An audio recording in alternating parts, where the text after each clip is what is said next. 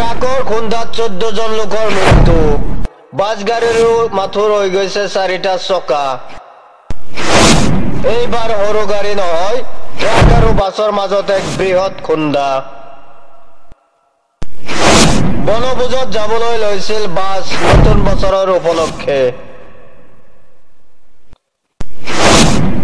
দেৰগাঁৱত আকৌ picnic bus আৰু ট্ৰাকৰ মাজত এক ভয়ংকৰ দুৰ্ঘটনা